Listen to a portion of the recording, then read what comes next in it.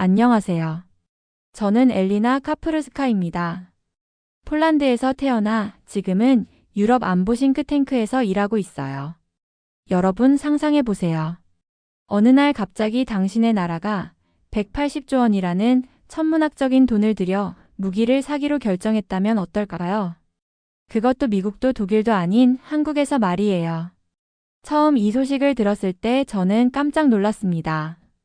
K 전차 980대, K9 자주포 672대, FA50 경공격기 48대.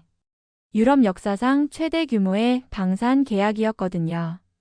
도대체 왜 한국일까? 이 질문이 제 머릿속을 떠나지 않았어요. 그래서 직접 조사해보기로 했습니다. 그런데 알면 알수록 놀라운 진실들이 드러났어요. 이건 단순한 무기 거래가 아니었습니다. 한 나라가 다른 나라에게 건넨 절박한 생존의 메시지였어요. 본 영상은 스토리를 재구성한 이야기입니다. 여기서 잠깐. 여러분들의 구독과 좋아요는 대한민국의 위대함을 널리 알리는 큰 힘이 됩니다. 2022년 10월 어느 쌀쌀한 오후 브뤼셀에 있는 제 사무실로 긴급 뉴스가 날아들었습니다. 폴란드 정부 한국과 역사적 방산 계약 체결.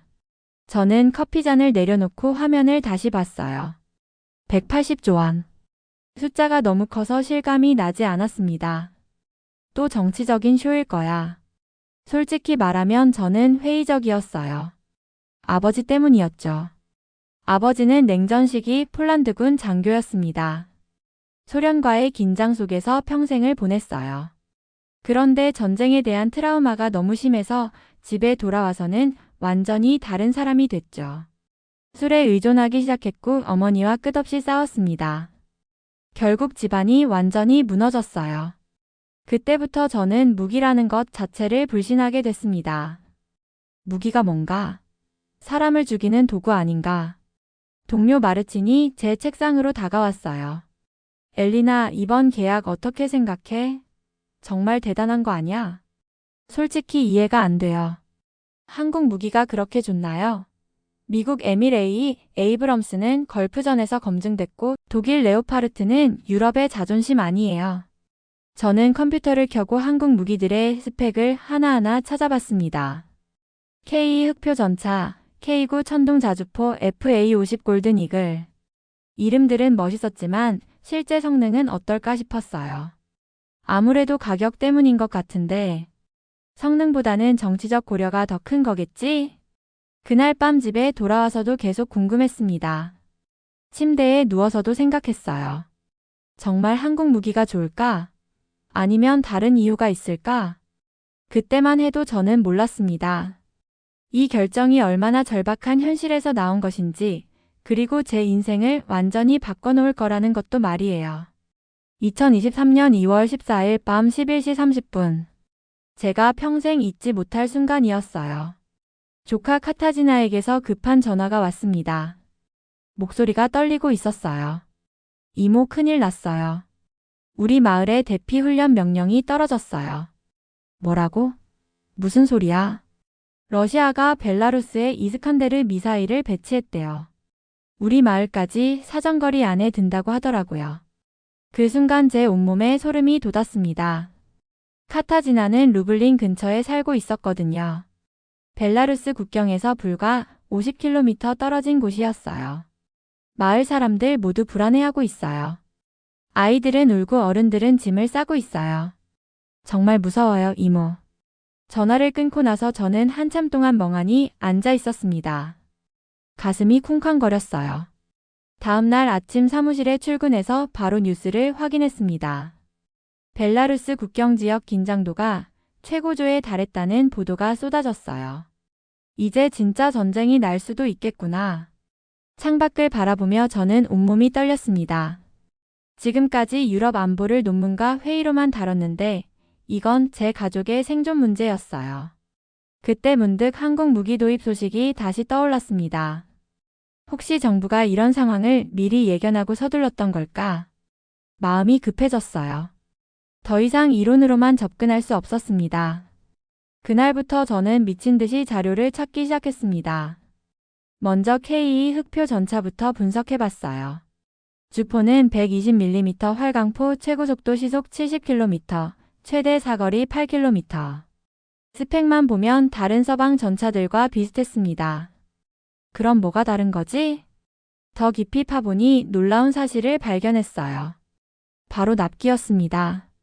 미국 에밀A 에이브럼스를 주문하면 생산부터 인도까지 최소 5년이 걸렸어요. 독일 레오파르트 EA8은 4년에서 5년. 그런데 한국 KE는 어떨까요? 2년 반이면 가능했습니다. 이거다.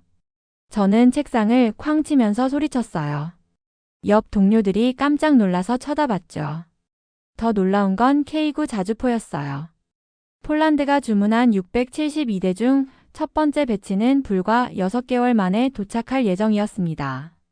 미국이나 독일 제품이라면 최소 3년은 기다려야 했을 거예요. FA-50 경공격기는 더욱 충격적이었습니다. 나토 규격을 완벽하게 맞추면서도 가격은 서방 전투기의 절반 수준. 그런데 성능은 결코 뒤지지 않았어요. 이제 이해가 된다. 저는 컴퓨터 앞에서 무릎을 쳤습니다. 러시아의 위협이 코앞에 있는 상황에서 5년을 기다릴 여유가 어디 있겠어요.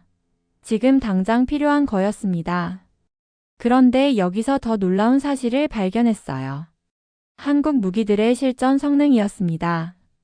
K9 자주포는 우크라이나 전쟁에서 실제로 사용되고 있었어요. 우크라이나군이 게임 체인저라고 부를 정도로 뛰어난 성능을 보였습니다.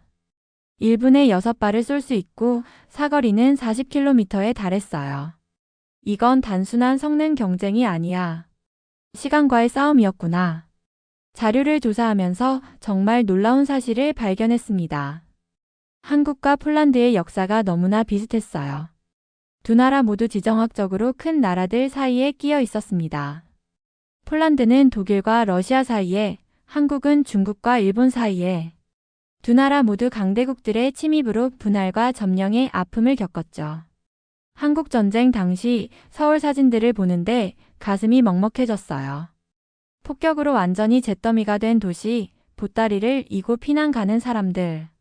1944년 바르샤바, 봉기우, 우리 수도의 모습과 똑같았습니다. 눈물이 주르륵 흘렀어요. 똑같구나. 우리랑 똑같아. 그런데 지금의 서울은 어떤가요? 세계 최고의 반도체를 만들고 K-팝으로 전 세계를 매료시키고 초고층 빌딩들이 즐비한 세계적인 대도시가 됐습니다. 구글에서 서울 야경 사진을 찾아봤어요. 한강을 가로지르는 다리들, 형형색색의 네온사인, 밤늦게까지 활기찬 거리들. 70년 전 잿더미였던 곳이 이렇게 변했다니 믿어지지 않았습니다. 우리도 할 수 있을까? 저는 컴퓨터 화면을 보며 혼자 중얼거렸어요. 그때 제 마음속에서 뭔가 변하기 시작했습니다. 이건 단순한 무기 거래가 아니었어요. 절망적인 상황에서도 포기하지 않고 일어선 나라가 우리에게 보내는 희망의 메시지였습니다. 한국이 우리에게 말하고 있는 것 같았어요. 우리도 했으니까 너희들도 할 수 있어. 2023년 6월 저는 직접 한국으로 떠났습니다. 반드시 내 눈으로 확인하고 싶었거든요. 인천공항에 내리는 순간부터 느꼈어요. 뭔가 다르다는 걸 말이에요. 공항부터가 미래 도시 같았습니다. 첫 번째 방문지는 경남 창원에 있는 현대로템 공장이었어요. K2 전차를 만드는 곳이었죠. 공장 문을 열고 들어가는 순간 입이 떡 벌어졌습니다. 이게 정말 전차 공장인가? 상상했던 것과 완전히 달랐어요. 자동화된 로봇팔들이 정교하게 움직이고 작업자들은 태블릿으로 모든 공정을 실시간으로 관리하고 있었습니다.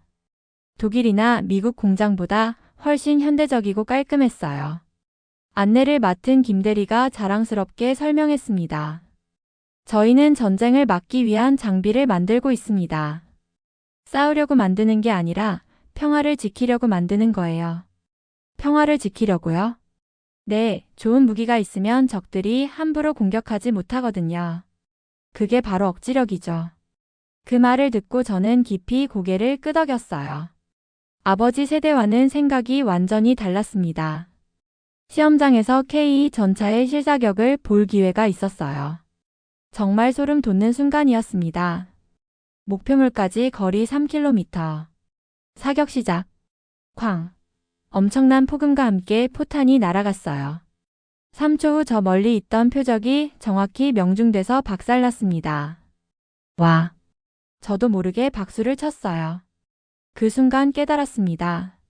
이건 생존을 위한 기술이구나.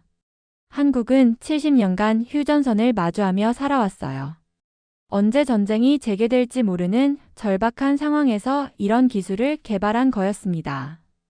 폴란드도 지금 똑같은 상황이었죠. 김 대리가 조용히 말했어요. 저희 아버지도 6.25 참전용사세요. 그분이 늘 말씀하셨어요. 강해야 살 수 있다고. 그 말에 가슴이 뭉클했습니다. 가장 감동적이었던 건 대전에 있는 국방과학연구소 방문이었어요.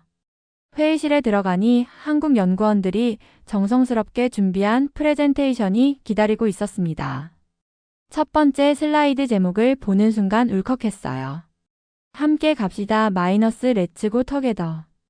연구원이 진심이 담긴 목소리로 설명했습니다. 저희는 단순히 무기를 파는 게 아닙니다. 폴란드와 함께 평화를 구축하고 싶어요. 다음 슬라이드는 더욱 놀라웠어요. 기술 이전 계획이 상세하게 나와 있었습니다. K 전차의 핵심 기술을 폴란드에 이전하겠습니다. 단순히 완제품을 파는 게 아니라 폴란드에서 직접 생산할 수 있도록 도와드리겠어요. 정말인가요? 폴란드 대표단 중 한 명이 놀라서 물었어요. 물론입니다. 그뿐만 아니라 폴란드 젊은이들을 한국에서 교육시키겠습니다. 기술자, 엔지니어, 조종사까지 모두 말이에요. 그때 회의실 분위기가 완전히 바뀌었어요. 폴란드 관계자들 눈에 눈물이 맺히기 시작했습니다. 저도 마찬가지였어요. 함께 성장하는 진정한 파트너가 되고 싶습니다. 한국연구원의 마지막 말에 회의실이 조용해졌어요. 모두가 감동받았거든요. 이건 진짜 나누는 거구나. 저는 속으로 생각했습니다. 다른 나라들은 어땠을까요? 미국은 무기를 팔고 끝이었어요. 독일도 마찬가지였죠. 기술은 절대 안 알려주고 부품도 자기들이 공급하려고 했습니다. 하지만 한국은 달랐어요. 진짜 파트너가 되려고 했습니다. 회의가 끝나고 복도에서 한국연구원과 개인적으로 대화할 기회가 있었어요. 왜 이렇게까지 해주시는 거예요? 폴란드와 한국은 비슷한 역사를 가지고 있잖아요. 어려울 때 서로 도와야죠. 그 진심 어린 대답에 저는 완전히 마음을 열었습니다. 한국에서 돌아온 뒤 폴란드 곳곳에서 놀라운 변화들이 시작됐어요. 가장 먼저 눈에 띈 건 군 훈련장 분위기였습니다. 한국에서 온 교관들이 새로운 전술을 가르치기 시작했거든요. 바르샤바 근처 훈련장을 방문했을 때의 일이에요. 한국 교관이 폴란드 병사들에게 K9 자주포 운영법을 설명하고 있었습니다. 이 자주포의 핵심은 신속성입니다. 쏘고 바로 이동해야 해요. 그래야 적의 반격을 피할 수 있거든요. 폴란드 병사들의 눈빛이 완전히 달라져 있었어요. 집중력이 엄청났습니다. 우와, 진짜 빠르네요. 한 병사가 감탄했어요. 더 놀라운 건 병사 식당이었습니다. 메뉴판에 김치가 올라와 있었거든요. 김치요? 이게 뭐예요? 처음엔 다들 이상하게 생각했어요. 그런데 며칠 지나니까 인기 메뉴가 됐습니다. 매콤하니 맛있어요. 체력도 좋아지는 것 같고. 한 병사가 웃으며 말했어요. 이제 우리도 달라졌어요. 한국 교관님들 보니까 군인도 정말 멋있더라고요. 가장 놀라운 소식은 조카 카타지나에게서 들었어요. 어느 날 갑자기 전화가 왔습니다. 이모, 큰 소식 있어요. 뭔데? 저 장교로 지원했어요. 뭐라고? 깜짝 놀랐어요.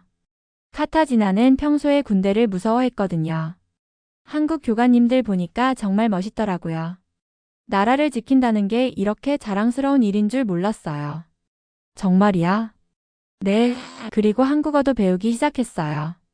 안녕하세요. 전화기 너머로 들려오는 어설픈 한국말에 저는 웃음이 나왔어요. 예전에는 젊은이들이 군대를 기피했는데 이제는 자원하는 사람들이 늘어나고 있었습니다. 마음가짐이 완전히 바뀐 거였어요. 2024년 봄 드디어 첫 번째 K 전차 부대가 실전 배치됐습니다. 배치 기념식에 참석했을 때의 감동은 평생 잊을 수 없을 거예요. 40대의 K 전차가 일렬로 늘어선 모습은 정말 장관이었습니다. 폴란드 대통령이 연설했어요. 이제 우리는 더 이상 혼자가 아닙니다. 한국이라는 믿을 만한 파트너가 있어요. 박수가 터져 나왔어요. FA-50 전투기 조종사들과도 이야기할 기회가 있었습니다. 그들의 미소가 정말 인상적이었어요. 이전과 뭐가 달라졌나요? 자신감이 완전히 달라졌어요. 이제 어떤 적이 와도 맞설 수 있다는 확신이 있거든요. 한 조종사가 자랑스럽게 대답했어요. 그리고 한국 기술자들이 정말 친절해요. 궁금한 거 있으면 뭐든지 가르쳐줘요. 한국과 공동으로 건설하는 방산 공장도 착공됐어요. 그날 기공식에 참석했는데 정말 감동적이었습니다. 폴란드 젊은이들이 벌써부터 한국어를 배우고 있었거든요. 안녕하세요. 만나서 반갑습니다. 어설프지만 정성스러운 한국말에 한국 기술진들이 활짝 웃었어요. 우리는 앞으로 10년간 이 공장에서 일하게 될 거예요. 한국 기술을 배워서 폴란드 방산업을 발전시키고 싶어요. 한 청년이 당찬 포부를 밝혔습니다. 원전 협력도 시작됐어요. 한국이 폴란드에 원전 6기를 지어주기로 했거든요. 에너지 안보까지 함께 해결하는 거였어요. IT 분야에서도 협력이 확대됐습니다.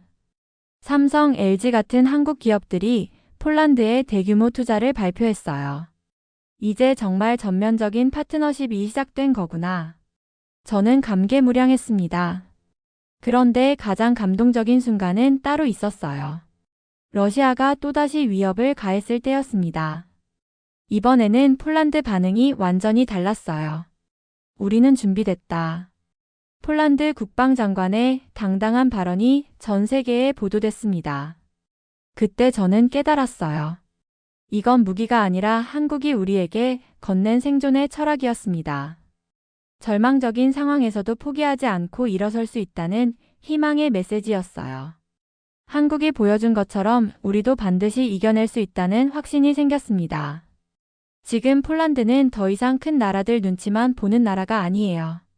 한국과 함께 당당하게 서 있습니다. 여러분, 이것이 바로 진정한 동맹의 모습입니다. 함께 가는 길, 그것이 한국과 폴란드가 만든 새로운 역사예요. 그리고 저는 이제 확신합니다. 우리의 미래는 밝다고 말이에요. 오늘의 사연은 여기까지입니다. 지금까지 월드스토리TV 저는 유나였습니다. 여러분의 생각을 댓글에 작성해주세요. 또한 대한민국의 위대함을 널리 알리기 위해 구독, 좋아요로 함께 해주세요. 오늘도 좋은 하루 되세요. 감사합니다.